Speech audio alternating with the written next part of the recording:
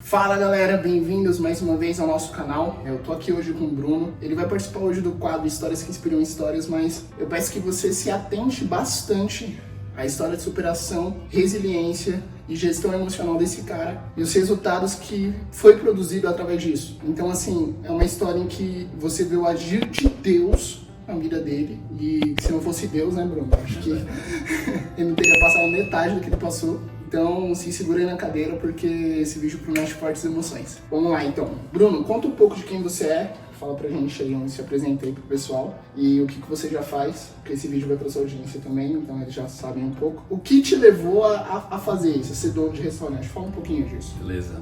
Fala galera, beleza? Eu sou o Bruno, como ele disse. Eu tenho 33 anos. Sou de Recife, Pernambuco, moro lá e tenho negócios lá. E hoje em dia, atualmente, sou dono de restaurante há 6 anos, desde 2015. E essa vontade, esse sonho de ser dono de restaurante, ele é uma coisa mais antiga. Desde, acho que 2009 para 2010, eu comecei a ter essa vontade. A gente sempre, todo mundo aqui frequenta restaurante. Sim. Eu acho que já passou pela cabeça de muitas pessoas olhar para um restaurante e dizer: eu poderia ter um desse, dá muito dinheiro, todo mundo tem que comer e deve ser fácil de administrar. Basicamente isso passou pela minha cabeça. Negócio é prova de crise, né? Isso, é. E graças a Deus, querendo ou não, a pandemia veio e mostrou que quando está bem estruturado, no caso de nós aqui, dessa época, tendo delivery, foi, entre aspas, a prova de crise, vamos dizer assim. Sim. Mas assim, o que me motivou realmente foi a questão de sempre gostar dessa área de comida. Tanto é que é notório, né? Gosto de comer e tal. Eu gosto um pouquinho também. Eu acho que o que pode ter me motivado desde a minha infância, eu lembro que o pai de um amigo meu, o meu amigo mais antigo desde pequeno, ele tinha um restaurante e eu brincava com o meu amigo nas mesas, nos estoques lá por dentro. Talvez isso pode ter despertado algo em mim, com certeza, na infância. Mas desde 2009 para 2010, eu acho, eu comecei a ter essa visão e comecei a estudar mais sobre o ramo e fui me aprofundando, e aí fui fazendo cursos. Vim aqui para São Paulo, fiz curso de sushi man aqui em São Paulo, onde eu conheci o primeiro consultor que me ajudou a abrir a minha loja lá em Recife. E aí eu fui estudando e aí meti a cara no mercado para começar. Você tinha um emprego antes? Como é que foi essa transição? Então, tinha sim, e realmente isso é uma parte importante da minha história. Eu comecei a trabalhar com meu pai em 2004, quando eu terminei o terceiro ano, eu fui trabalhar com meu pai. Ele e meu tio juntos tinham uma rede de escolas, vários colégios lá em Recife. Existe ainda hoje, mas eles não estão mais juntos, cada um administra seus colégios. E nessa época eram muitas unidades, era uma rede em crescimento muito agitada, muito grande. E eu fui trabalhar com meu pai lá. Passei 10 anos da minha vida lá dentro com ele trabalhando, onde no início foi assim, um crescimento exponencial de aprendizado que eu tive lá dentro. Sim. Conhecendo cada setor, aprendendo e tal, até andar por todas as unidades e meu pai começar a me dar cargos de crescimento dentro da empresa, a direção financeira, executiva e tal. Eu fui crescendo e aprendendo certas coisas, até que chegou um ponto que eu percebi que aquele não era o meu sonho, era o sonho do meu pai, que eu estava vivendo o sonho dele. E assumir aquele legado dele. De certa forma eu iria assumir quando fosse a hora de ele não estar mais aqui entre nós. Não tem problema, eu gosto desse ramo também, não terei problema em assumir. Mas não era aquilo mais que mexia comigo. Exatamente. Era algo assim que eu trabalhava de segunda a sexta, era bem tranquilo. Nos feriados eu estava em casa, todos os dias, 5h30, 6 horas eu estava na academia, era marombeiro, não era gordinho desse jeito. Fui no início. Isso. Fui no início, mas depois comecei a entrar em forma, tinha tempo de ir para academia, tinha tempo de ter o meu outro projeto que eu tocava em uma banda de rock no final de semana. Então eu tinha uma vida estabilizada, vamos dizer assim. Eu tinha um carro bom, tinha uma moto grande como eu gostava, mas algo começou a não me fazer sentido dentro de mim. E isso é importante compartilhar com a minha história para a galera entender que muita gente me critica por eu ter aberto mão, vamos dizer assim, dessa estabilidade, mas graças a Deus eu entendi que estabilidade não existe, mas era uma estabilidade, querendo ou não. Aprendi uma coisa, que as zonas de conforto é um lugar onde não cresce nada. Não cresce nada, exatamente. E quando não é na empresa familiar que eu vou chegar lá, paga-se pouco por lá, na zona de conforto. Nessa minha zona de conforto pagava-se muito. E isso foi uma das coisas que mexeu comigo para eu sair de lá. Sim. E muito sou criticado por isso, porque pessoas acomodadas falam: tu é louco. Eu nunca abri mão de um emprego que ganhava esse valor nessa época, com essa idade. Tu tinha pra que tu fez isso? Porque não fazia sentido para mim. Eu comecei a me perguntar o seguinte, e eu quero dizer isso para você, que trabalha com seu pai, com sua mãe, com seu avô. Não é errado trabalhar com a família, é ótimo. Se você tem isso dentro de você, de herdar essa empresa, ou se você gosta disso que você faz, é louvável, você vai estar dando continuidade ao sonho do seu pai, da sua mãe. É ótimo, é maravilhoso. Mas pense uma coisa que eu pensei, analise isso. Será que eu ganharia o mesmo valor que eu ganhava naquela época se eu não fosse filho do meu pai? Eu pensei isso. Espera aí, se não fosse eu aqui no meu lugar, se fosse qualquer outro profissional que meu pai tivesse contratado, ele iria pagar o que ele me paga? Se fosse eu em outro colégio que não fosse do meu pai, eu iria ganhar o que eu ganho? Eu teria o carro que eu tenho? Eu teria a moto que eu tenho? Eu moraria sozinho num apartamento como eu tinha 25 anos, eu acho. Eu moraria sozinho num apartamento, eu teria tudo isso que eu tenho? Acho que não. Acho que eu ainda não tenho competência. Não que eu fosse um incompetente, mas eu era muito novo para ter chegado aonde eu cheguei. A velocidade que chegou. Isso, a velocidade. Eu comecei a entender que isso foi mais assim, por eu ser filho do que por eu ser capaz. Eu iria ser capaz ao longo dos anos, mas o que me motivou foi: meu pai não vai estar aqui pro resto da vida. Se na época eu pensei, se ele morrer hoje, eu não sei tocar essa empresa sozinho, mesmo tendo o cargo que eu tenho. Eu não vou levar essa empresa para frente, vou quebrar. Então, isso me motivou. Comecei a me sentir meio que inútil dentro das empresas, porque eu e meu irmão entrou também para a empresa, a gente começou a implantar processos, automatizações, colocamos o pagamento em banco, por exemplo, não tinha mais necessidade de ter uma operadora de caixa recebendo mensalidade na escola. Então, muitos processos deixaram de ter necessidade da gente ter que trabalhar. Então, começou a ter menos o que fazer. Até que eu me peguei um dia recebendo uma ligação do meu pai e da minha mãe, da outra unidade da escola, para me passar por telefone a numeração dos boletos que eles queriam pagar lá. Eles não sabiam mexer na internet. E qual era o meu trabalho? Digitar o número de boletos que eu pegava no telefone, fazer o pagamento, gerar o comprovante e enviar para eles. Depois que eu fazia esse pagamento desses boletos, não tinha mais nada para eu fazer, assim, de tarefas minhas. Eu ia poder olhar a escola, ver como é que estava, se precisa de manutenção, conversar com o outro. Mas isso não estava mexendo mais comigo, não era uma coisa que eu dizia assim, caramba, isso mexe comigo para trabalhar todos os dias. Não era aquela motivação, né? Não era, não dava. Meu irmão estava virado, trabalhando, que só porque ele tinha acabado de começar a trabalhar, estava com muito mais gás do que eu, já estava há um tempo, já tinha me desmotivado. E aí chega para meu pai e para minha mãe para conversar, que eu estava enxergando, eu tinha 25, eu estou enxergando que daqui a 10 anos, quando eu tiver 35, nossa estrutura vai ser um pouco diferente. Eu vou ter filho, eu vou estar casado, meu irmão também. Hoje em dia somos uma casa, com meu pai, minha mãe, meu irmão e eu, cada um tem seu carro, mas daqui a 10 anos vão ser 3 casas. A minha, com minha esposa, eu vou querer dar um carro para ela, vou ter filhos. Meu pai e minha mãe em uma casa, cada um com um carro, meu irmão e a esposa dele, cada um com um carro na casa deles, e filhos. Então eu pensei, hoje uma casa com 4 pessoas depende dessa estrutura de negócios. Daqui a 10 anos vão ser 3 estruturas para o mesmo negócio. Então, matematicamente, essa conta não ia fechar. A gente ia passar dificuldades. Então, eu cheguei para eu acho que a gente precisa ampliar nossos negócios. Vamos abrir restaurantes, farmácias, padarias, supermercado, o que for. O que você achar que seja viável, você abre. Tem eu e meu irmão aqui para a gente avançar e expandir. E passar, em vez de ter um colégio ou 2, 3 colégios, ter um grupo empresarial que abrange vários setores. Mas aí, na época, ele não tinha essa... Ele não quis, como é que eu posso dizer?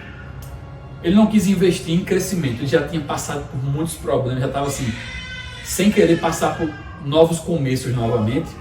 E aí eu vi que era um impasse, eu fiz, pensei comigo mesmo, ou eu vou continuar vivendo isso que eu estou vivendo, e sabendo que lá na frente vou ter um problema, porque a conta não vai fechar, ou vou ter que tomar uma decisão. Sim. E aí tomei uma decisão de, não, eu vou abrir o meu negócio, e saí à procura do que fazer, o que é que eu vou abrir. E nessa época eu frequentava muito restaurante japonês e eu vi que isso era um bom negócio. Fiz algumas perguntas à pessoa que trabalhava lá, como é que era e tal. E aí foi aí que eu vim pra cá, fiz os cursos, como já falei. Tomei a coragem e aí não tinha estrutura nenhuma, nada de loja, nada. Só tinha a logomarca, que é essa aqui que está tatuada em mim. Já tinha a logomarca, já tinha feito o nome da empresa, tudo direitinho, mas não tinha nada. Até que um dia eu resolvi colocar isso em festas. Então eu entrei em contato com o pessoal de festa rave, que eu frequentava muito na época, e falei para eles o seguinte, isso é uma dica para você também, que às vezes a gente não pode oferecer um serviço a alguém. Às vezes a gente tem que perguntar à pessoa o que ela precisa. O que ela precisa, se a gente puder oferecer, a gente vai lá e oferece. Então eu vi que na festa rave eles tinham muita demanda baixa de comida. O melhor que tinha era o açaí, mas a coxinha era fria, a pizza era fria. Eu pensei, por que não um sushi? Não tem máquina lá dentro. Eu entrei em contato com a galera que eu já sabia quem era, mas não conhecia. E disse, eu quero botar a minha empresa de sushi na festa de vocês. Só que não tinha nada, não tinha empresa nenhuma. E a galera meio que ficou assim, surpresa, né? Cara, como é que é? Aí eu fiz, não se preocupa com como é que essa parte é com o nosso da empresa. Se preocupa com permitir que a gente vá, vamos dizer assim, fechar negócio com a gente. Vamos fazer o seguinte, traga a sua galera para aqui, para minha casa, que eu vou fazer um buffet de sushi com a minha equipe. Não tinha equipe nenhuma, não tinha sushi, nem tinha nada. E a gente faz uma degustação aqui, tá bom, tal dia 7 pessoas.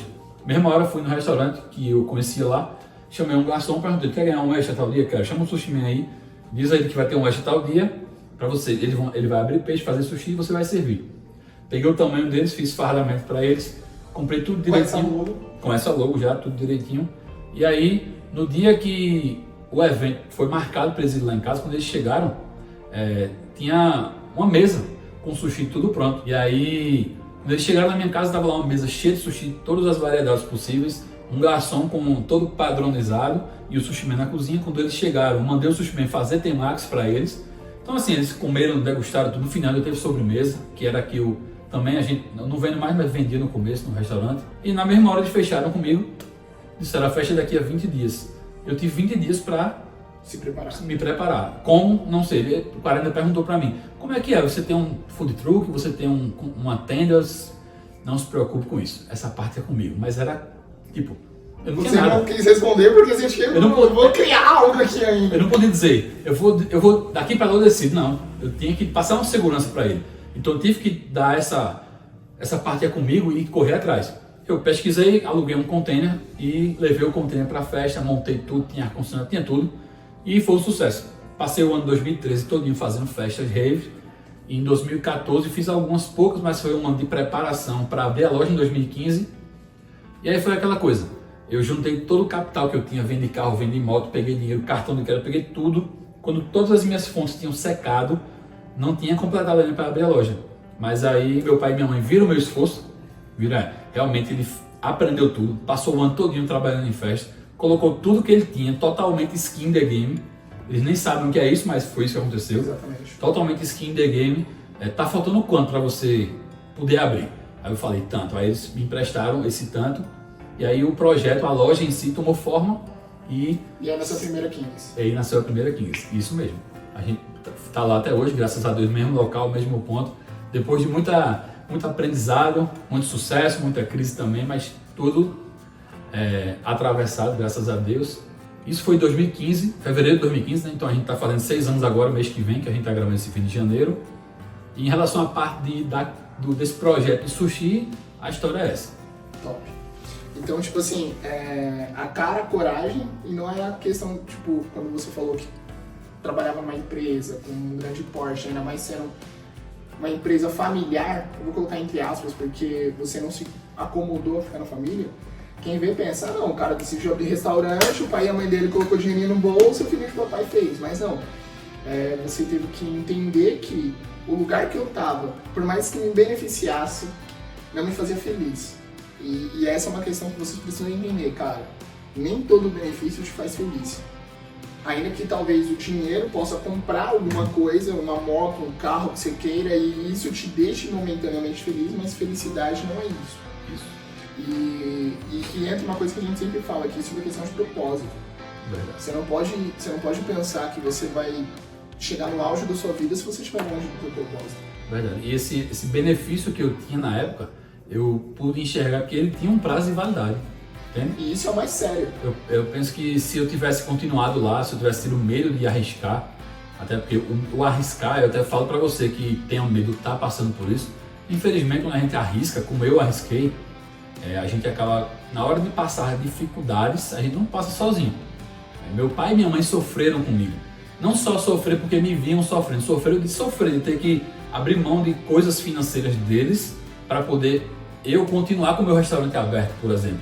Então assim, é um passo muito grande que a gente dá quando a gente toma uma decisão dessa, mas eu fico meio que mais tranquilizado pensando, se eu não tivesse dado esse passo, daqui a 2 anos, quando chegasse aos 35 anos, que é quando eu planejei lá atrás, será que estaria pior ou melhor? Será que a dificuldade que meu pai e minha mãe passaram porque eu abri não iria começar agora como eu tinha pensado que poderia começar? Então, assim, é uma decisão muito difícil, você precisa ter muita assertividade para tomar essa decisão. Foi uma época também minha, eu não posso ser irresponsável de dizer a você que tome essa decisão de qualquer jeito. Foi uma época que eu era solteiro, eu não tinha esposa, eu não tinha filhos, eu não tenho filhos ainda, diferente. Hoje você não poderia fazer uma decisão dessa, você tem um filho novinho para criar, tem uma responsabilidade. Eu não tinha nenhum cachorro para dar de comer, vamos dizer assim, que é uma gíria lá de Recife.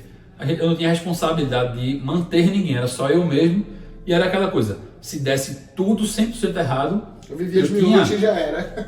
Eu tinha a casa dos meus pais para voltar, que eu não iria, se eu tivesse voltando para lá com esposa e filhos, eu iria atrapalhar a estrutura dos meus pais. Então, assim, foi um momento, talvez foi o timing perfeito para eu fazer essa mudança na minha vida. E graças a Deus eu fiz. E hoje eu posso dizer que eu trabalho literalmente com o que eu amo, que eu amo sushi e amo ser empresário também. Isso mexe muito comigo. O fato de eu poder saber que eu estou empregando pessoas, dando a oportunidade de elas terem um ganho financeiro, isso mexe muito comigo e é importante. Isso é muito sério. Então, percebe aí, pessoal, tipo, se ele se apega à questão de, tipo, não, tá tudo bem, tá tudo maravilhoso, vou continuar aqui, o salário tá bom, mas olha a visão de futuro de entender, futuramente vai haver uma estrutura familiar que vai requerer muito mais dessa única fonte de renda e pode ser que essa fonte de renda não comporte isso. E aí o que pode acontecer? Quebrar o negócio do meu pai para ele vir dar uma estrutura para todo mundo, para tentar continuar pagando meu salário alto, ou então porque o salário dele continuar crescendo e ia mudar toda a estrutura. Então, por mais que você arriscou, você foi muito bem, foi o timing certo. Né? No meu caso, quando eu decidi abrir o negócio, eu fui impulsionado, fui lançado nisso. Então, eu casei e um mês depois eu estava demitido com um monte de dívida para pagar. Só que aí eu tinha algo que Deus já tinha falado para mim, que quando eu saísse daquela empresa, seria para abrir a minha empresa. Então, quando eu abri a minha empresa, eu já estava casado com uma esposa e assim, sem saber o que seria o dia de amanhã. E aí eu aprendi a viver literalmente o dia assim, provisão de Deus, o pão nosso de cada dia, sabe? E aí quando as coisas começaram a dar certo, você começa a perceber que, poxa, era isso. Só que não é porque começou a dar certo num período que vai dar certo para sempre, né? E quando entra as crises, os momentos de baixa, que a gente começa a perceber o quanto resiliente a gente tem que ser. E aqui nós entramos no segundo ponto da nossa conversa, que é, você quase quebrou, né? Sim. A gente passou por muitas dificuldades, assim, a gente começou o nosso negócio em fevereiro de 2015, em abril para maio, acho que em maio, já tinha batido 100 mil reais de venda no restaurante. Assim, para mim foi uma coisa de louco, porque na época não tinha delivery, isso era todo mundo na minha loja. Eram os clientes dentro da minha loja, sentados na minha mesa, eu vendo aquela movimentação, tanto de gente. Foi assim, teve um dia que até ontem, eu via meus parentes e amigos frequentando meu restaurante. De repente eu cheguei um dia, olhei e não tinha nenhum parente, nenhum amigo. Eram pessoas novas, realmente estavam interessadas no meu negócio. Então cresceu muito rápido. Isso foi um erro, um pequeno erro que eu cometi, um só, que levou esse problema todinho, que foi um erro de ficha técnica, que é inclusive de um treinamento que eu gravei aqui com o Alan sobre delivery, sobre gestão de restaurantes. E aí esse detalhe desencadeou assim uma série de problemas posteriores que se juntaram com outros problemas que, assim, para vocês terem ideia, foi desvio de mercadoria por funcionários, eles levavam para casa. Eu abri na inocência, abri o negócio pensando, eu sou uma pessoa honesta, então eu acho que as pessoas que vão estar ao meu redor têm o mesmo princípio, mas não. Tem pessoas que só aguardam uma oportunidade para pegar uma coisa e levar para si, coisas que não são delas. E eu não sabia, não sabia, lógico, mas assim, não imaginei que fosse acontecer desse jeito. É tão maldoso assim. Tantas câmeras dentro do negócio, eu tratando as pessoas tão bem, mas enfim. Foi uma sequência de coisas que foram acontecendo, que o negócio passou a, tipo, todo mês ter margem negativa e perder dinheiro. Eu vendia, meu Deus, quanto a gente vendia naquele negócio e não via a cor do dinheiro. Vivia liso e tal.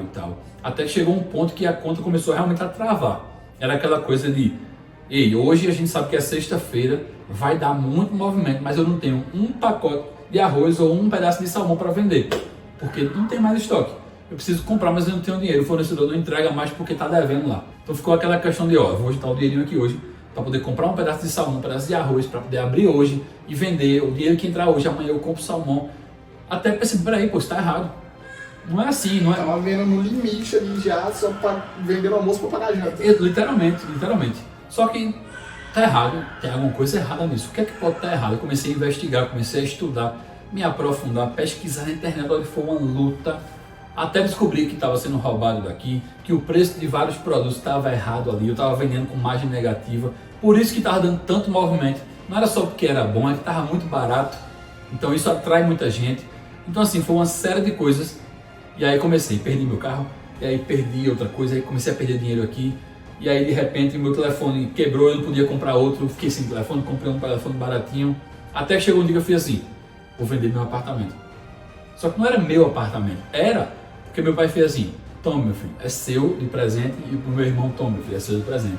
Mas apesar de ser meu, porque foi me dado, eu não me sinto bem por ter vendido. Não foi algo que eu comprei, depois eu precisei vender. Se fosse assim, não tinha problema, porque eu comprei com o meu esforço. Mas foi um presente. Foi um presente, é diferente. Eu acompanhei pequeno, meu pai pagando os boletos desse apartamento que ele comprou, todo feliz da vida porque ele comprou, e aí eu ver que isso virou sonrisal na água em poucos meses, foi muito forte emocionalmente para mim. Galera, aprende aqui uma primeira lição de gestão emocional. Quando você é muito skin the game, isso aqui acontece com todo mundo que é skin the game. O que vai acontecer é o seguinte, você tá tão ali dentro do jogo que se você não tomar uma decisão que te doa, que te arranque algo, então você ainda não passou pelo momento mais crítico da sua vida. Eu costumo falar isso porque assim, do jeito que você tá falando, não foi um apartamento, mas assim, pô, peguei o carro do meu sonho, vendi o carro do meu sonho pra salvar o meu negócio. Sim. Isso é ter skin the game. Então assim, tipo, pô, mas você não sabe se mesmo injetando essa grana no negócio vai voltar.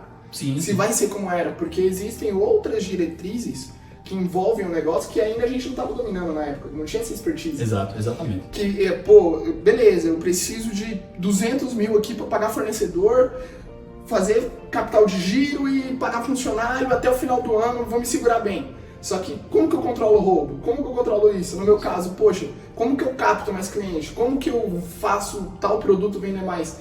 Então a gente ficou nessa, mas quando você desfaz de algo, que é o que muitos não têm coragem de fazer, quando você desfaz de algo, a sua cabeça muda.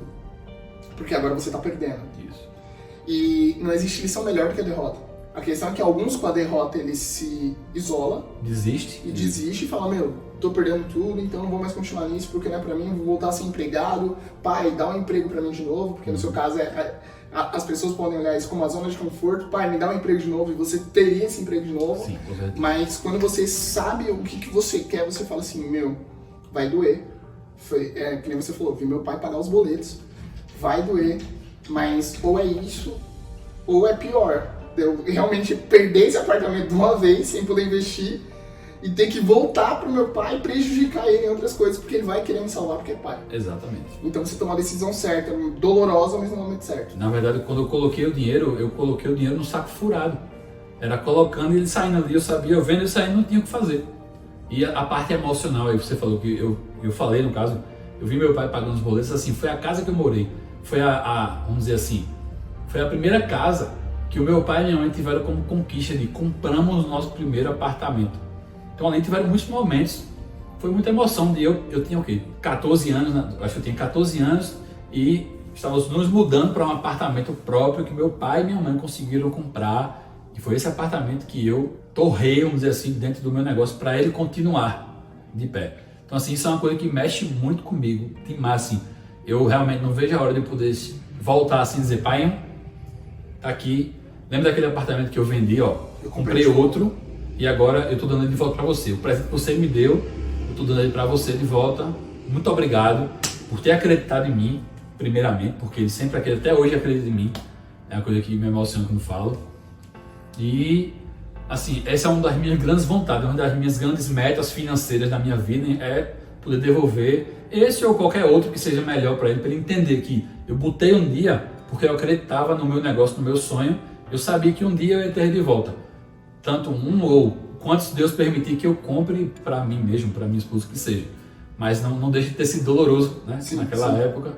Muito mais, porque tipo assim, nós brasileiros temos muito essa questão do sonho da casa própria, né? Então, quando vocês... nossa, a gente não vai mais pagar aluguel e tal. Então, eu imagino a festa que tenha sido, tudo isso. Então, são coisas que estão marcadas dentro de você e ter que tomar essa decisão, eu imagino que foi um dos momentos mais difíceis. Foi muito difícil, mas graças a Deus foi necessário e foi viável. A gente conseguiu, graças a Deus, estar aqui hoje contando uma história de um restaurante que está aberto. Eu poderia estar contando a história de um restaurante que foi fechado apesar de ter vendido, ou que foi fechado por não ter tido coragem de vender. Então foi uma decisão difícil, mas assertiva, graças a Deus. E aí, diante de tantas dificuldades que eu precisei, né, vender esse apartamento, coloquei dinheiro no apartamento, pelo menos uma parte desse dinheiro não foi perdida. Uma parte que eu contei aqui que meu pai e minha mãe me emprestaram dinheiro quando eles viram que eu tinha botado todo o meu em jogo. Então, quando vendi o apartamento, a parte deles a gente conseguiu devolver. Então, pegaram de volta, mas em seguida foram colocando porque o saco estava furado. E até eu identificar que o saco estava furado, e era um saco grande, porque a empresa cresceu. Não era uma empresa que tinha eu e 2 funcionários, era 18 funcionários, era 15, era 20, dependia do mês. Eu demitia, contratava, então não era uma empresa pequena. Para manter ela era muito pesado, então... Fora os custos trabalhistas, tudo isso. Tive muitas demissões que foram para a justiça e tal, e aí eles acabaram tendo que colocar de novo.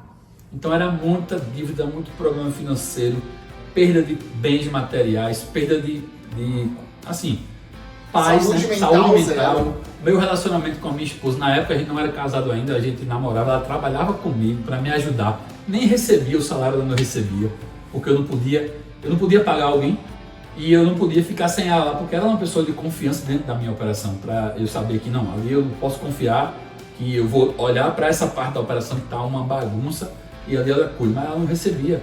Então o relacionamento a gente ia para a dificuldade, porque a gente estava o tempo todo junto, brigando, confusão, e ela, querendo ou não, olhava para mim e, mesmo que inconscientemente, pensava, poxa, esse homem não pode me prover, porque o que eu estava fazendo da minha vida? Levando ela para um ambiente de trabalho. Se eu estivesse levando ela e pelo menos estivesse trazendo um bom dinheiro para casa, dando boas condições em casa, mas não, estava em casa, estava cortando minha luz em casa porque eu não tinha pago, e ela sempre comigo, dormindo no calor, ou indo para dormir em outro lugar para poder atravessar aquela fase difícil. Então, foram muitas situações assim, ao mesmo tempo, muita gente me cobrando, luz cortada na empresa, luz cortada em casa, um monte de problema, até que um dia eu parei e falei, meu Deus, eu praticamente perdi tudo já, e estou aqui, sem energia, sem não sei o que, devendo a todo mundo, mas minha empresa está cheia de clientes vendendo, me mostra a direção, o que é. Nesse período eu fui para a igreja, conheci Jesus, graças a Deus, entreguei minha vida para Ele. Nesse período você se converteu, dá glória, dá uma glória aí. Me converti, acho que no meio de 2016, tinha 1 ano e meio mais ou menos de operação. Me converti nessa época e comecei a ir para a igreja, mas não podia ir para a igreja, porque se eu fosse dava errado na empresa. Então eu ia quando eu conseguia ir. E aí quando eu comecei a fazer parte de um ministério, a minha esposa ia um dia, na outra semana quem ia era eu. E ficava nessa troca. Então, assim, porque alguém tinha que estar no restaurante. Alguém tinha que estar no restaurante, isso. Então, assim, foi uma empresa que levou muito da gente. Não só financeiro, como bens materiais, como da nossa energia, assim, a nossa capacidade. Existem momentos que vocês não viveram. Não, ainda. Não vivemos, isso mesmo. Apesar de assim, tudo isso acontecendo, um monte de coisa. Assim, todo mundo, fecha esse restaurante, Bruno, fecha esse restaurante, não dá certo. Meu pai e minha mãe sempre acreditando em mim, indo lá toda sexta-feira, comendo o sushizinho deles lá, gostando, pagando a mais para poder agradar os garçons, para ver se eles paravam de fazer coisa errada comigo. Enfim, com isso tudo, uma coisa importante que eu acho que vai ter que editar e botar lá no começo dessa parte, quando eu abri meu restaurante, eu precisei abrir mão de um sonho meu também. Foram 2 sonhos, 2 sonhos não. Uma segurança, que era o meu antigo emprego, e um sonho que era a minha banda de rock, que eu tocava toda sexta e sábado, eu estava tocando em algum bar, em algum boate da cidade com meus amigos. E era um momento assim, eu tenho fotos que eu vejo que eu tô com um sorriso desse tamanho, de tão feliz que eu era nessa época. Tive que abrir mão, porque ou eu tocava ou eu ficava no restaurante. Eu cheguei a tentar conciliar no início, eu saía do restaurante, ia tocar, corria, chegava lá com roupa de cozinha às vezes, e comecei a falhar com meus amigos da banda. Então eu percebi que não ia funcionar bem, entre outros motivos também, é melhor sair da banda. Sair da banda, foco total no negócio. E aí, diante de todos esses problemas, todas essas coisas que estavam acontecendo, perder tudo, passar por essas dificuldades, energia cortada, aquela confusão, um caos mental, todo mundo me cobrando, meu telefone não parava, o 011 me ligando, os fornecedores me ligando. Aí chega um belo dia que eu tô na igreja, graças a Deus, na igreja já. E aí, essa parte da história, eu quero contar para você, para que você entenda que por mais que nossos problemas pareçam ser grandes, sempre pode ter um problema maior, que vai nos mostrar que eram pequenos demais. Caramba, isso aqui, eu tava sofrendo por isso agora, caramba, já não sofro mais, porque isso aqui agora mostrou que isso é pequeno e isso é grande. E se você está passando por um problema agora, entenda que existem maiores e que você tem força suficiente para atravessar isso, porque se eu atravessei o que eu vou te contar agora, você atravessa o que eu já atravessei aqui tranquilo, e o que você está passando agora aí pode ser uma coisa que está parecendo grande, mas se você se imaginar nessa situação que eu vou te contar agora, você vai sair agora daí para resolver seus problemas assim. Verdade. Estava dentro da igreja um dia, para vocês terem ideia do Liseu da época. Liseu em Recife é falta de dinheiro. Estava dentro do culto, meu telefone tocou, era o meu gerente da época da minha loja. Bruno, opa, fala, olha, aconteceu algo com teu pai, mas ele tá bem. Liga para ele aí. Meu coração foi a mil, porque aconteceu uma coisa com meu pai. Eu já tinha passado por várias ligações desde a minha adolescência, de minha mãe ligar aí, aconteceu com teu pai, tá no hospital, eu cheguei lá e tá internado. E aí eu sempre tive esse medo dessa ligação. Essa questão do seu pai era por estresse do trabalho? Era estresse do trabalho dele. Teve problema de ser internado, de fazer cateterismo, enfim. Ponte de safena, essas coisas? Ponte de safena, mamária. E aí nesse dia aconteceu algo com seu pai, mas ele já tá bem, eu falei com ele, mas ele quer que você ligue para ele. Então eu fui a mil e voltei, me acalmei. Só que aí veio a parte que eu não tinha dinheiro. Eu fiz, cara, eu não tenho crédito para ligar pro meu pai. Pra você ter ideia, meu gerente tinha crédito e eu, dono do restaurante, não tinha crédito. Aí ele falou, então segura aí que eu vou fazer uma conferência, eu vou ligar para ele. Ele me ligou de outro número, porque o dele tá com algum problema. Então eu vou retornar para o número que ele me ligou. E nisso ele liga, eu fico na linha, e aí quando o meu pai atende, eu já me alivio um pouco mais por ouvir a voz dele. Em questão de 2 segundos eu fui a mil de novo, porque ele estava completamente alterado, nervoso, sem nem conseguir me falar direito o que estava acontecendo. E a frase que ele disse foi a seguinte: meu filho, aonde você está? Corra para cá agora. Teve um assalto, um policial reagiu, sua mãe levou um tiro e está no chão morrendo. Pronto. Essa frase, ela ficou assim, martelando em minha cabeça por meses. Porque foi uma coisa assim, meu Deus, eu não esperava por essa... Você esperava tudo, menos isso. Menos isso. Minha mãe estava dentro de um centro espírita, ela era espírita kardecista, estava lá dentro, numa reunião, com 200 pessoas, eu nunca imaginei. Talvez você tenha ouvido falar dessa reportagem, porque ela foi a nível nacional, foi em julho de 2017. O Brasil todo falou sobre isso, um assalto a um centro espírita, onde um policial reagiu, ele morreu, e minha mãe estava 3 cadeiras na frente dele, levou 3 tiros e morreu também.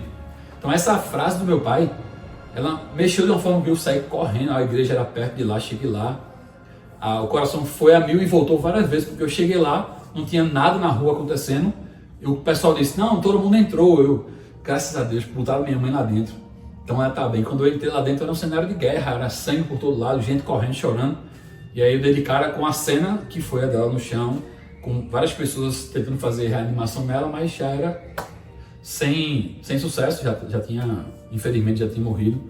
Então, assim, foram 3 traumas diferentes que houveram nessa parte da família, porque o meu foi de um jeito, meu pai foi de outro, o meu irmão foi de outro. O meu pai foi refém por esse ladrão, eram 4 ladrões que entraram, depois apareceram mais 3, então ele foi refém, passou por um trauma muito grande, depois o cara tirou dele, foi recolher as coisas, ele já se sentiu livre, logo em seguida viu a minha mãe morrer, quando começou o tiroteio.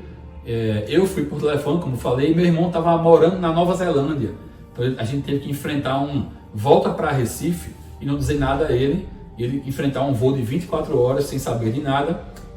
E aí quando eu cheguei lá, que eu vi aquela cena, ainda o velho Bruno, né, antes de eu aceitar Jesus, antes de eu crer em Deus como eu creio hoje, era um antigo Bruno. Eu ainda tive um lapso de ira, peguei um daqueles bancos de igreja grande assim, joguei pra cima, dei um grito. Na mesma hora eu senti aquela coisa assim, me abraçando por trás, não era ninguém. E não era ninguém, então era o Espírito Santo. Deus me abraçou aí de um jeito, mostrando que ele estava ali, estava no controle. E bateu uma calmaria em mim e eu consegui administrar aquela situação, apesar de ser um caos, com tranquilidade, acalmando as pessoas e tal, entendendo. E foi assim, um dos maiores encontros que eu tive com Deus foi esse dia, para saber lidar com essa situação, porque todo mundo já pensou, como meu pai morrer? Quando minha mãe morrer? A gente sempre pensa isso, mas nunca imagina como vai ser. E aí, uma forma traumática dessa realmente mexeu, e na mesma hora assim, eu fiquei calmo. Nos dias seguintes, a gente começa a analisar, né? Inevitavelmente a gente começa a ficar pensando, e eu parei e pensei, meu Deus, tudo aquilo que eu estava reclamando, que eu estava passando, eu perdi meu carro, eu perdi meu apartamento, que foi meu pai e minha mãe que me deram, eu perdi o dinheiro, eu perdi isso aí, não era nada. Porque tudo isso aí, Deus querendo, eu tenho tudo de volta. Porque Deus é dono do ouro e da prata, Deus dá e tira da gente quando Ele quiser. Então, se Ele quiser que eu tenha 10 apartamentos daqui a um ano, eu vou ter. Se Ele quiser que eu tenha um, eu vou ter. Então, perdi tudo, isso se recupera no futuro. Mas aquela dor que eu passei naquele dia ali, não se recupera mais nunca. Isso aí, perdi. Então, eu sempre gosto de compartilhar esse fato para que você possa entender que, não estou menosprezando sua dor de forma nenhuma, de jeito nenhum. Mas eu garanto a você que se você se colocar imaginar essa situação, você vai ter muito mais força de dentro de você mesmo aí para resolver seu problema de hoje. E eu gosto de saber que eu posso te ajudar com isso, porque a força está aí, só que você não está vendo porque você está abatido pelo problema que está tendo. Não pensa nem na solução do problema, só pensa no problema. E talvez essa comunicação, talvez essa revelação aqui entre como um choque em você, para você entender que tá tudo pronto dentro de você, só precisa agir, ir lá e resolver. Porque, gente, para pensar numa coisa. Você tá falando de um sonho, a gente acabou de falar de uma coisa pessoal aqui, de pegar o apartamento que meus pais conquistaram, vender e colocar esse dinheiro num negócio que tava indo embora. Pensa a cabeça do cara, pensando nisso, pensando em recuperar o restaurante, pensando em um monte de coisa. A preocupação dele toda nisso, e recebe uma notícia dessa, eu não consigo nem imaginar, não consigo nem dizer como que eu reagiria numa situação dessa. Mas o que eu posso dizer é que isso de fato é uma história que me inspira, porque eu não sei a situação que você está me assistindo nesse momento, mas eu aprendi uma frase que diz o seguinte: não há nada tão ruim que não possa piorar. Verdade. Então, antes de você reclamar porque tá ruim, lembra que isso também pode piorar. E aquilo que era ruim não parece tão mais ruim quando você tá em estado pior. E ambas as situações, tanto a ruim quanto a pior, vão passar. Bom. E dias melhores virão, sempre. Eu sempre digo o seguinte: se todo mundo que tá me assistindo aqui, se eu falar assim, olhando pra trás, qual foi o pior dia da sua vida? A pessoa vai lembrar na hora. E aí eu vou falar, passou. Você tá aqui, porque você tá me assistindo, você tá aqui, você tá nos assistindo. Mas se eu perguntar qual foi o melhor dia da sua vida, você demora pra pensar. Você não acha? Porque a gente consegue lembrar muito mais aquilo que é ruim do que aquilo que é bom. Porque marca muito mais emocionalmente a gente. A gente nutre. Porque tudo aquilo que é ruim, nós pensamos ser tão bons que parece que nada ruim pode acontecer. Então quando uma coisa ruim acontece, a gente quer encontrar motivo. Só que foi o que você falou. O seu encontro com Deus nesse motivo, nessa ocasião, né? Ele fez com que fosse tão profundo essa conexão sua com o Pai que, te sarou para aquele momento e te transformou na fortaleza para aquele momento. Porque foi o que você disse, o seu pai não teria condições, o seu irmão não teria condições e na família era você. Sua esposa também não teve condições. Né? Então, você percebe que o agir de Deus ele é muito, muito, muito preciso. Por mais que seja uma experiência muito dolorosa, traumática, para ambos, para todo mundo da família, existe uma coisa que Deus fez que vai te preparar para coisas muito maiores no futuro. Isso. Porque assim, você está construindo uma coisa que é muito grande, né? Eu creio que será um império ainda, algo muito grande mesmo, que vai servir para sua família, para suas gerações, para as pessoas que vão vir depois de você. Só que quanto maior a conquista, maior é a responsabilidade dela, maior é a dor de cabeça. Então, se talvez hoje você não tivesse passado por essa experiência, daqui a 5, 6 anos no futuro, quando acontecer alguma coisa que realmente vai exigir de você fibra e resiliência, se você não tivesse, você perderia tudo. Eu não teria aprendido a passar, né? Exatamente. Então, tudo na vida, se a gente for olhar a Bíblia, por exemplo, tudo é uma passagem. Tudo começa com uma passagem. Então, isso te tornou alguém tão resiliente que pode servir de história e de exemplo para outras pessoas. Sim, com certeza. Porque eu sei que, não sei o que você que está assistindo pensa, mas eu sei que essa história não vai parar aqui. Pode ser que amanhã ou depois ele de novo esteja ali nas redes sociais dele ou em algum lugar e ele tenha que tocar nesse assunto porque pessoas precisam ser tocadas por isso. Sim. Porque a gente falou de experiências ruins aqui, mas como tá a sua vida hoje? Transformada. Deus trilhou um caminho assim que até essas coisas que eu perdi, vamos dizer assim, estavam me preparando para perder minha mãe, vamos dizer. Sim. Porque eu pude fazer uma comparação de, isso não foi nada perto do que foi isso. Se eu tivesse vindo num crescimento, ganhando muito dinheiro, tudo dando certo, eu ia estar num modo de conforto financeiro muito bom e aí ia ter perdido minha mãe, ia ser só essa pancada. Ia perder tudo. Então ia ser assim, eu ia perder meu foco completamente. Eu já vi numa luta muito grande, assim, isso veio mostrando que isso não era nada e veio me preparando. E me preparou para tudo que veio a seguir, porque não foi, aconteceu isso com minha mãe e acabaram os problemas, não. Vieram muitos outros problemas depois, só que todos foram... Se tornaram pequenos. Isso mesmo. Esses são bem menores. Você falou aí, essa parte pode cortar. Tu falou que meu pai e meu irmão no coisaria tinha que ser eu. Mas meu pai também foi uma grande fortaleza. Porque o que ele enfrentou, essa parte acho que pode cortar. Ele pode assistir e pensar que eu disse que eu fui o top e ele, na verdade, ele foi uma grande fortaleza. Depois ele arriou, assim como todos nós, né? Mas faz parte. Mas voltando para contar a minha vida hoje, assim, eu acho que Deus, ele escreve a história, como se por passagens, ele vai escrevendo, vai preparando para o que vai vir, porque ele já sabe, a gente aqui não sabe. Então, assim, antes de tudo isso acontecer, quando começou a dar errado as coisas na minha empresa, eu comecei a estudar. Então eu me deparei com cursos de inteligência emocional, me deparei com coisas de ir para a igreja e aprender a ser uma pessoa mais calma, mais controlada, aprender coisas sobre administração no geral. Então assim, eu busquei e na hora que eu precisei passar por certas coisas, eu tinha certas competências que eu não teria se eu não tivesse passado. Tipo, eu nunca teria conhecido algo sobre inteligência emocional se eu não tivesse precisado procurar sobre isso. E aí na hora que veio essa maior queda, eu tinha, vamos dizer assim, um pouco de noção sobre isso e pude atravessar. Não posso dar todo o crédito para esse curso de inteligência emocional, mas ajudou bastante. Sim. Então é nisso que eu enxergo Deus, sabe? Ele me dando assim, certas coisas que a gente... Aquela velha coisa de você não entende agora, mas vai entender depois. Ou o velho escreve certo por linhas tortas, enfim. É aquela coisa de eu fiz uma coisa hoje, um curso, um aprendizado, aí eu vou usar isso em quê? Não sei. Um dia você vai usar, caramba, por isso que eu precisava daquilo. Exceto o teorema de Pitágoras, tudo da sua vida que você aprender, você vai usar. Verdade. Mas aí hoje, realmente, pude avançar muito, construir muito mais coisas, crescer profissionalmente, crescer espiritualmente na igreja, crescer como pessoa, crescer como marido. A gente entende que não existe essa coisa de sorte no azar, amor no jogo. Não é assim que funciona. A gente tem condições de ter um equilíbrio, só não é fácil. Mas possível é. Então hoje a gente vive uma vida que a gente tenta manter o equilíbrio em todas as áreas, assim como eu aprendi, depois dessas coisas tudo, eu fiz um curso de fato assim grande de inteligência emocional, que é o Método CIS, de Paulo Vieira, e caramba, transformador, a gente sai lá, outra pessoa. Então assim, eu acho que respondendo a tua pergunta, como está a minha vida hoje, eu posso dizer que, apesar dessas coisas todinhas aqui, eu vivo cada dia o dia mais feliz da minha vida, vamos dizer assim. Sim, ótimo.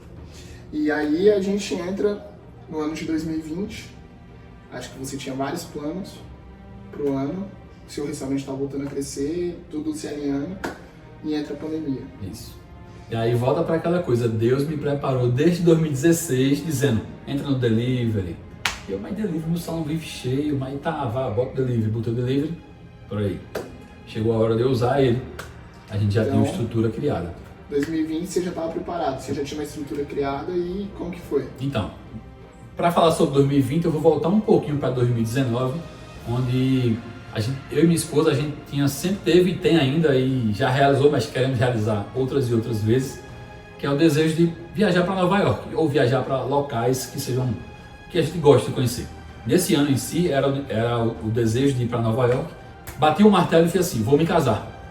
Comentei com minha mãe, com minha avó, com todo mundo, mas vai morar onde? Na época pior da minha vida, de perder tudo. Só não tinha perdido minha mãe ainda. Mas vai morar onde e tal. Não, aluguei um apartamento no bairro tal, um bairro bem distante, porque era mais barato. Vou comprar uma moto ali, foi uma loucura. Todo mundo se movimentou, arrumaram um apartamento, minha avó, não vai morar no apartamento tal, não sei o quê. Então assim, eu dei o passo, Deus colocou o chão. Deus colocou o chão. Eu dei o passo, ele abriu o mar. A gente às vezes fica esperando o mar abrir, enquanto Deus está esperando a gente dar o passo. Então nesse dia eu dei o passo, eu vou me casar. Tem hora que a gente tem que ser homem e assumir. Pá, vou me casar. Mas vai morar onde? Vai viver de quê? Não sei, mas tá na hora de me casar. E aí, um dos fatos disso é que a gente previa casar em outubro de 2017. E nisso a gente casou em março de 2017. Porque foi muita pressa. Teve gente que achou que eu estava grávida, porque foi nas pressas. E minha mãe morreu em julho de 2017. Então, se eu tivesse esperado para outubro, não ia ter casamento. Não ia ter casamento. E se tivesse, ia ser uma festa triste sem ela. Então, até isso a gente tem que entender que Deus age. No meu casamento foi bem parecido. A gente, beleza, a gente fez corte, fez tudo e tal. E aí no começo de 2018, a gente fez a corte e tal, quando chegou no final de 2017, a gente conversou, eu falei assim, olha, eu sei que seria ideal se a gente casasse ano que vem, mas eu tô com muita dívida, eu não consigo, não tem como. O seu salário também não dá, você só paga sua faculdade, então não tem como. E ela falou, amém. Eu falei, 2019 a gente casa. Quando chegou, tipo assim, segunda semana de janeiro de 2018, desculpa, eu tava na minha casa, ela tava na casa dela, eu morava aqui em Itapevi, eu morava em Osasco. Aí eu dormi, e quando eu acordei no outro dia de manhã, Deus falou assim, olha, o que eu tenho pra vocês não pode esperar. Quando eu vi isso, eu falei, Deus tá falando do casamento. Eu liguei pra ela na mesma hora, eu falei, olha, eu tive uma experiência assim com Deus. Ela, mentira, eu falei, é verdade. Ela falou, eu tive a mesma sensação. Deus falou comigo a mesma coisa. Eu falei, então é do casamento, então vamos. Eu aprendi uma coisa, a dívida que Deus faz, Deus paga. A dívida que você faz, você se vira, mas a dívida que Deus faz, Deus paga. Então a gente foi atrás do casamento, Deus preparou tudo. Não vou entrar em detalhes aqui, mas assim, um mês antes do meu casamento, eu quase perdi o casamento porque eu não tinha pago nenhuma parcela do buffet. E a menina nunca me cobrou. E foi muito louco, assim, achar esse buffet. E ela nunca chegou a me cobrar, mas eu sei que assim, em uma semana, eu não sei da onde, mas eu precisava de 22 mil reais pra quitar o casamento. E apareceu. Apareceu 22 mil reais, sabe? E aí foi nesse ano também que saiu o pessoal lá da igreja, que eu tinha comentado com você antes. E aí deu pra entender porque que a gente já tava nessa preparação, porque a gente precisou dessa estrutura pra permanecer firme na igreja, senão aconteceu uma série de coisas. E aí, é isso que você falou de tipo assim, tem hora que você precisa decidir, é a maior verdade do mundo. Principalmente quando tange casamento, formar uma família. Quando você toma essa decisão, Deus vai agir, porque no começo de 2019, exato, 2 de janeiro de 2019, eu fui demitido. Se eu tivesse deixado para 2019, eu não tinha casado até hoje. Não tinha casado. Entende? Então, eu consigo ter uma visão muito clara quando você fala isso. Mas continua. Aí assim, a gente entendeu que o casamento aconteceu rápido pra minha mãe participar. Senão não ia ter casamento em outubro, eu ia cancelar, eu ia casar muito triste. E aí, quando casamos, fomos para esse apartamento que a minha avó falou, more lá até você poder ter o seu. E aí, foram 2 anos e meio nessa more lá até você poder ter o seu. Cara, eu já tava agoniado já. Quando terminou o primeiro ano, eu já não queria estar morando lá mais. A minha meta era 1 ano de sair, mas não tinha condições financeiras. 2 anos e meio, veio um sacode, minha prima engravidou, ela vai pedir. Eu não quero ter que sair daqui, eu não quero ter que sair daqui porque pediram. Tenho que ser homem o suficiente para dizer assim, obrigado, minha avó, por ter, não chama de vozinha, se ela assistir ela vai gostar de ver isso. Obrigado, vozinha, por ter deixado eu morar nesse apartamento. Mas não, e aí fiquei com esse medo, né? Caramba, se ela pedir, chamei minha esposa, Verlaine, vamos ter que tomar uma posição de fé aí. Só que eu tô morrendo de medo, porque eu não consigo pagar 300 reais em um condomínio. Onde é que era só o condomínio que eu pagava lá, porque eu não pagava aluguel. Ela disse, paga só o condomínio. Onde é que eu iria arrumar um lugar para morar que eu pudesse pagar 300 com tudo? Só se fosse um kitnet bem afastado. Eu cheguei a procurar. E aí Deus viu isso. Eu pesquisando um kitnet num bairro totalmente distante, que seria muito perigoso para eu chegar de madrugada depois da operação com minha esposa. Mas eu procurei. Então Deus viu que eu não estava com... só quero morar assim, só quero um apartamento. Não. Eu estava disposto a ir para um kitnet que nem garagem tinha. Ia chegar lá e eu ia ter que deixar minha esposa trancada dentro de casa porque eu ia ter medo da área externa entrar, fazer correr com ela. Mas cheguei a pensar. E aí, meu irmão, Deus é Deus. Calma. Nessa época, deve haver 4 meses de condomínio. Consegui pagar, paguei o condomínio e tal, não sei o quê. R$ 1.200. R$ 1.200 paguei. E aí Deus mostrou mais gente roubando dentro da empresa, outra etapa de roubos. Outra tática. Aí eu planejei a demissão de 3 pessoas por causa dessa questão.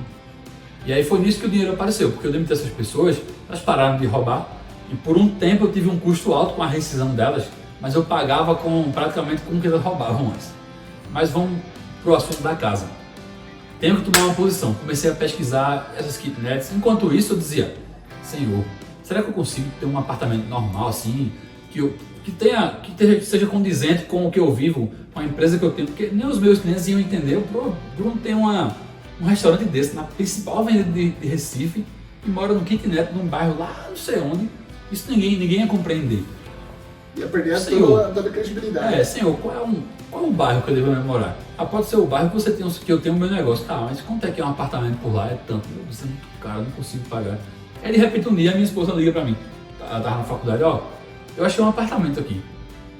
Por incrível que pareça, pasmo, na beira-mar. Vista assim, de frente pro mar. Na beira-mar, lá de Candeias, que é um bairro de uma cidade vizinha nossa, que é a região metropolitana, praticamente de Recife. E eu marquei pra ir lá, olha, eu fiz, tu é louco, A gente não tava conseguindo pagar R$300 do condomínio, vai conseguir pagar um apartamento beira-mar, é muito caro. Não é tão caro não, é só 2.000. Pra ser beira-mar não tá tão caro, mas a gente não pode. Eu tava devendo 300, eu marquei com ele pra gente injetar, vamos lá ver. Tá bom. Cheguei lá assim, paralisado, né? Meu Deus, que vista linda essa e tal, não sei o que, para lá. Senhor, não posso ser negócio desse não. Sei que em uma semana eu tava morando lá dentro. Eu não entendi como. Meu nome era sujo, era um reboliço só.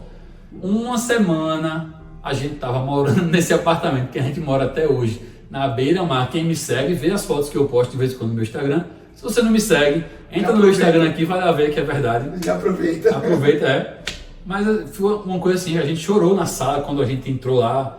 A gente tem um ritual nosso do casal, que a gente faz uma dança de sala. Toda vez que a gente se muda para uma casa nova, a gente faz uma dança na sala do casal, então a gente fez e foi muito emocionante, porque foi uma transformação de um lugar de 300 devendo para um lugar de 2.000 pagando em dias. Deus transformou assim, mas eu tive que dar o passo. Eu tive que não ficar acomodado para esperar a minha prima pedir, porque ela podia não pedir, ela podia ficar com vergonha, não pedir. E eu ia estar até hoje lá devendo R$300 a cada mês para o condomínio. Sim. Eu tomei o passo de fé, vou me mudar, não sei para onde, não sei como. Deus foi lá e fez, e me botou num lugar tipo que a gente sonhava. A minha esposa sempre sonhou morar na beira-mar e hoje a gente mora, graças a Deus. Então Deus faz de um jeito assim, Ele move tudo e faz, toma, tá tudo certo, eu já programei tudo. Para de lutar com a força do teu braço, sou eu que faço as coisas. E nesse ano que eu dei esse passo de fé, me mudei para esse apartamento que eu falei, na beira-mar, graças a Deus. A gente tinha esse sonho de ir para Nova York, então a gente começou a planejar uma viagem. A gente foi pagando o ano todinho as passagens da passagem, depois pagamos a hospedagem, e para ver como Deus faz, a gente marcou de ir porque uma amiga dela que mora lá fez, pode vir ficar na minha casa. Glória a Deus, então vamos pagar só a passagem. 2 meses antes da viagem, ela, vou me casar. O meu namorado pediu em casamento e eu estou mudando de cidade, não vou poder ficar na minha casa mais. Nossa. E aí, minha esposa tinha juntado dinheiro, vendido várias coisas para comprar coisas lá. Ela disse, não se preocupe, eu vou pagar a hospedagem.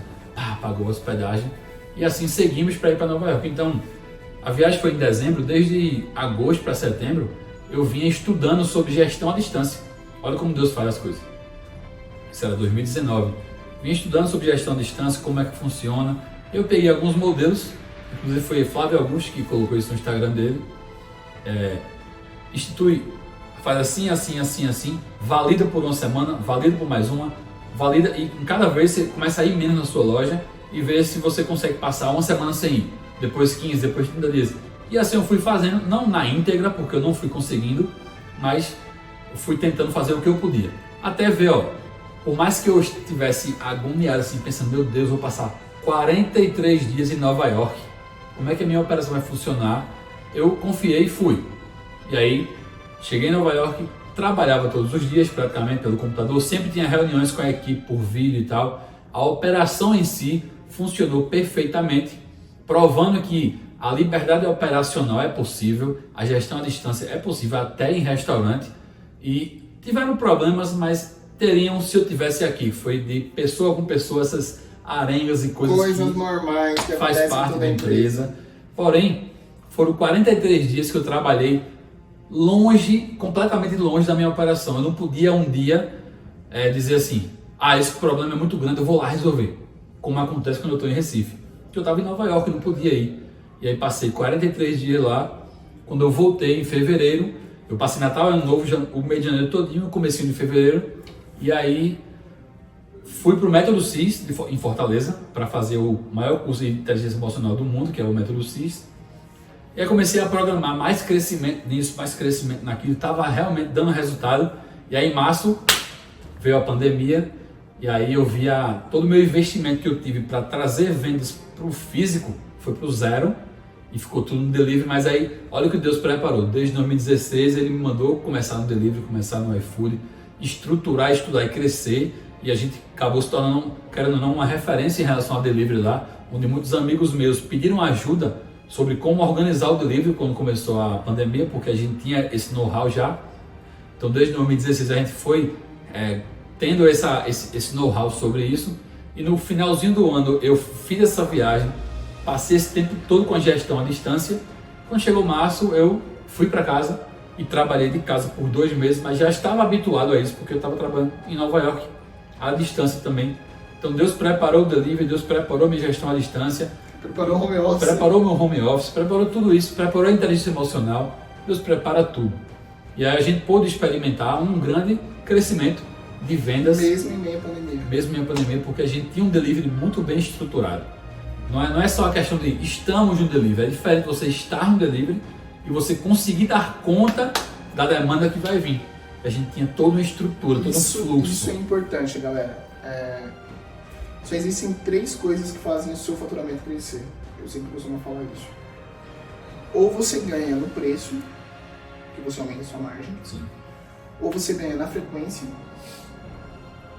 ou você ganha com novos clientes. Sim. Então, não tem outro jeito. Geralmente, a gente pensa que o aumentar o faturamento é aumentar as vendas. Mas às vezes aumenta a dificuldade. Aumenta a dificuldade, porque Vem mais se você venda, não tiver não conta. demanda, se não tiver como atender a demanda, acabou. Você vai, na verdade, prejudicar, porque o cara que comprou no meio do aumento de vendas e não foi bem atendido, nunca mais ele compra. Pronto, exatamente. Nunca mais Eu ele sempre compra. falo isso Então, nas reuniões. Beleza, você vai ter aquele pico de venda, só que depois, quando acabar esse pico, que você não atendeu uma Ela galera, cai para o que vai menos cair do que pra era. menos antes. do que era. Isso mesmo. Porque você não atendeu a demanda como deveria ter sido feito. Isso acontece, por exemplo, em curso digital, quando, por exemplo, eu tenho um curso aqui, está estruturado, o suporte está funcionando certinho, do nada dá um boom de vendas, a gente abre o carrinho, faz um lançamento, entra 1000 alunos, que nem aconteceu no meu antigo curso. Chegou uma hora que a gente estava entrando 1000 alunos por semana, teve um dia que entrou 3000 alunos. Cara, mas o suporte para dar e conta... o suporte, eu tive que começar a catar gente, assim, você não tá vendendo, mas quer trabalhar com suporte? Te pago R$1000 por mês. Desse jeito. Tinha que ser, senão E você ia perder qualificar mais. essa galera enquanto eles estavam ali trabalhando. E aí você cresce, você incha, né? Foi uma das coisas que você falou, você incha. E essa demanda crescente acaba não te trazendo o retorno que você espera. Não, acaba ao contrário. Sim. É o retorno negativo. E aí, qual é o jeito de você crescer do jeito certo, o seu faturamento? Que é o que eu penso e eu acho que é o que o Bruno vai entender. Você não precisa aumentar o cliente, mas você pode aumentar a frequência que esse cliente compra. Que O aí ticket médio dele. existe aquele seu trabalho de marketing, de fazer o cara vir comprar direto com você, dele entender que você é a melhor opção, porque você se preocupa com o jeito que ele vai comer. Sim, com certeza. Uma frase que às vezes você manda no... Galera, isso vocês vão ver no Instagram dele. Às vezes ele manda frase motivacional pra galera. É muito louco o trabalho de branding dele. Dê uma olhada lá. Eu sou viciado em branding, então quando eu olhei o que ele faz, eu já pirei. Mas você aumenta a frequência do cara, você aumenta o ticket médio que esse cara consome antes de aumentar a demanda. É muito mais fácil. O cara compra R$50 com você uma vez por semana. Você pode fazer ele gastar R$70 uma vez por semana e depois fazer ele gastar 80 ou até os menos 70, agora 5 vezes por mês, que ele aumentou uma vez, do que você fazer o mesmo cara comprar 50 e vir mais 3 comprar 50. Vai aumentar o faturamento, mas agora são 4 entregas. Antes era uma entrega só com valor maior. Um motoqueiro aqui dá conta. Aqui, um só não dá mais conta. Então, tudo cresce quando você aumenta o número de vendas. Por isso que é importante saber planejar o aumento de ticket médio e o aumento da frequência antes e aumentar a captação de novos clientes. Porque senão pode ser um tiro no pé. Olha, galera, isso é muito louco, porque, por exemplo, o Bruno falou no começo da conversa que a gente está aqui produzindo o conteúdo dele. O que esse conteúdo ensina? Exatamente isso, gestão. Porque para pensar, se você tem um negócio hoje e não tem gestão, você não vive. Agora, um negócio de restaurante, naturalmente, você já não vive. Sem gestão, então, acabou. Você não vive e ainda fecha o restaurante e fica com aquele trauma em dívida. Então, se você quer aprender, galera, tá aqui. Eu, sendo sincero, tô preparado para abrir um restaurante depois que eu vi ele gravar aqui. Vamos abrir uma franquia da nossa marca aqui em São Paulo. Mas, meu, é muito, muito sério. Tem um amigo meu que fala assim, você só não cresce porque você não tem boleto alto para pagar. É a mais pura verdade que tem. Quando você não sente água batendo na bunda, do jeito que eu falo, você não muda. Você não muda. No meu caso, a minha virada de chave foi um dia que eu tava com a Vi, a gente tá comendo arroz, feijão e ovo. Sentado assim, a gente nem tinha sofá. A gente tinha 2 puffs que eu levei dos meus pais, era o nosso sofá da sala. Não tinha uma TV, era uma TV de 32 que eu levei do meu pai. E aí tava lá sentado assim, e era um calor como esse que a gente tá aqui, eu acho que pior. E tava muito quente, muito quente, muito quente. A gente não tinha geladeira, nossa geladeira só funcionava o freezer. A geladeira que os pais dela deixou lá na casa só funcionava o freezer, então tipo assim, não dava pra deixar água na geladeira. Porque a gente esquecia e quando ia ver já tava congelado e não tomava. E aí ela falou assim pra mim, nossa, eu tô morrendo de vontade de tomar uma coca. Aí eu falei assim, eu também. Eu não tinha dinheiro pra comprar uma coca. Aí eu falei assim, tem aquelas latinhas pequenas no Zeca, que é uma mercearia que tinha do outro lado da minha rua, que é R$2, que era uma lata grande assim, mas era R$2. Eu falei pra ela, vamos contar as moedas. A gente não pode moeda, tipo, deu R$1,80. Aí eu falei, se eu for lá, o Zeca vai vender, mas eu não quero ir lá e falar pro cara que eu vou levar 20 centavos depois, eu vou levar, porque eu não sei porque eu vou ter dinheiro. Aquele dia eu falei assim, meu, eu preciso fazer alguma coisa. Marcou, né? Eu preciso fazer alguma coisa, porque tipo assim, ela falou, não amor, tudo bem, só que sabe quando você percebe que a pessoa ficou triste? Uhum. Porque assim, a gente casou e aquela situação eu nunca tinha vivido na minha casa com meus pais, a gente não teve uma situação abastada, meu pai é soldador, minha mãe é longe de casa, minha mãe é faxineira. Eu já tinha feito faculdade, tinha um salário bom, só tinha saído da empresa, eu peguei toda a minha rescisão para mobiliar a casa, para pagar as dívidas do casamento. A Vi também nunca passou isso com os pais dela. Então a gente estava junto numa situação que a gente nunca tinha vivido e assim, ela olhava pra mim e comia, e aí meu, você que é o cara. 20 centavos, né? Você que é o homem da situação. E aquele dia a gente não tomou coca. A gente não comprou suco. Passou esse dia, eu decidi que eu ia fazer alguma coisa. Passou mais 2 dias, aconteceu uma outra situação, que ela até encontrou um emprego. E aí ela passou, né, nesse inteirinho, esses 3 dias, nesse dia da coca, à noite ela recebeu a ligação que ela passou. No outro dia de manhã ela fez o exame médico, no outro dia ela ia começar a trabalhar. Nesse dia que ela começou a trabalhar, que a gente começou a perceber que a maré estava mudando, ela saiu, e eu falei pra você de manhã que eu não consigo começar meu dia sem tomar café. Sim.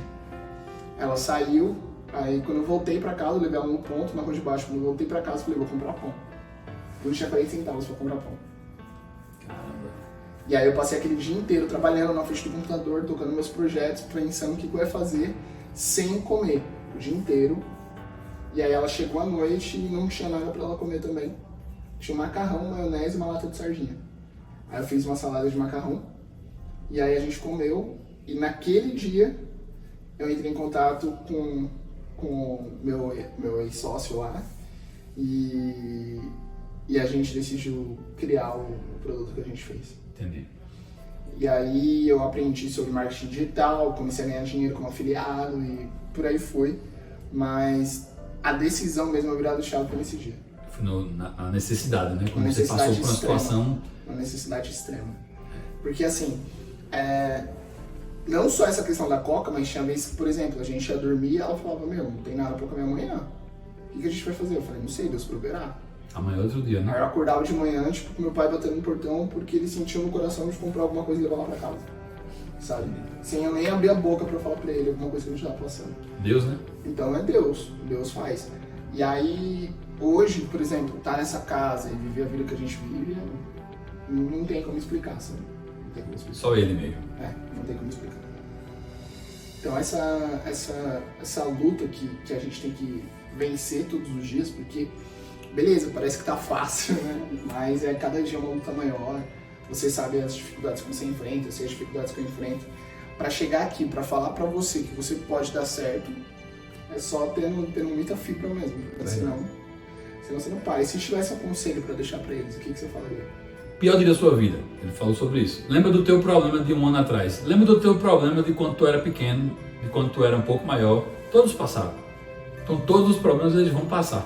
A gente tem que entender isso assim.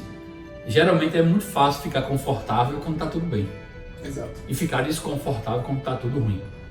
Porém, se a gente entende no bom que passa e no ruim que passa, a gente tem menos dificuldade no ruim e menos ilusão no bom, vamos dizer assim. Sim. Quando tiver bom, a gente não vai ficar indo, agora acertei na veia para sempre assim, não. Vai passar uma dificuldade, mesmo que você não perca nada, mas vão ter momentos que você vai ter que, levanta, se arruma, ajusta esse processo, ajusta isso aqui. Então o conselho é saber que no ruim passa, no bom passa, e a gente tem que estar sempre aproveitando as duas fases. No bom a gente curte, no ruim a gente aprende. E meu conselho para você é tenha raízes. Porque se você não tiver raízes, querido, qualquer evento te derruba. É verdade, você tem que saber de onde você veio para saber o que é que segura. Exatamente, né? Exatamente. Tem uma passagem que eu gosto de falar muito. Existem dois contextos na Bíblia que é o seguinte. No momento, os discípulos no barco com Jesus, e Jesus está dormindo, e vem uma grande tempestade. Eles acordam desesperados, e eles acordam Jesus e falam: Jesus, não se importa que a gente pereça. Olha a frase. Não se importa que a gente pereça. Como que eu posso falar para Jesus que ele não se importa comigo, cara? E aí, Jesus acorda e vem, aquieta-te. E aí fica tudo tranquilo. O barco era dos discípulos, o problema era dos discípulos, Jesus tinha nada a ver com aquilo. Mas ele controlou a situação. Aí Jesus, o mesmo Jesus com os mesmos discípulos, um tempo depois, estão no Getsemane. E aí ele fala para os discípulos assim: vigiem e orem comigo. E se afasta. Quando ele volta, eles estão dormindo. Aí ele acorda, fala, por 3 vezes isso acontece. O que isso significa para nós? Que quando é um problema meu, Jesus ele tem que estar acordado, atento, disposto para fazer o que eu preciso na hora que eu quero. Mas quando é alguma coisa do reino, pode esperar. Jesus dá conta. Sendo que Jesus ele convida, ele fala assim: vigie e ore comigo. Mas a gente não consegue fazer isso. E aí Mateus 6,33 vai falar que eu tenho que buscar primeiro o reino e a justiça. E as demais coisas serão acrescentadas. Então, a dica é isso. Tenha raízes que te façam entender que se Deus não estiver no controle, nada mais vai estar. Se Jesus não estiver no controle do teu barco, não adianta você chorar em meio à tempestade, porque ninguém vai poder te socorrer. Mas o reino, ele tem uma urgência muito maior do que os seus problemas. Sim. E que a gente não pode esperar que o reino espere eu resolver meus problemas. Aquela conta que está pagando, aquela sua preocupação, etc. O reino não vai esperar isso. Porque o reino tem uma urgência. Então, esse é o conselho para vocês. Compartilhe esse vídeo com alguém. Se inscreve no canal. Segue o Bruno lá no Instagram, vai estar aqui na descrição. Me segue no Instagram também. Comenta nesse vídeo o que você pegou de insight, o que você pegou de aprendizado. E lembre-se, a sua história pode inspirar alguém. Compartilha lá com a gente. Brunão, valeu. Irmão. Até mais, igualmente. Valeu. Top.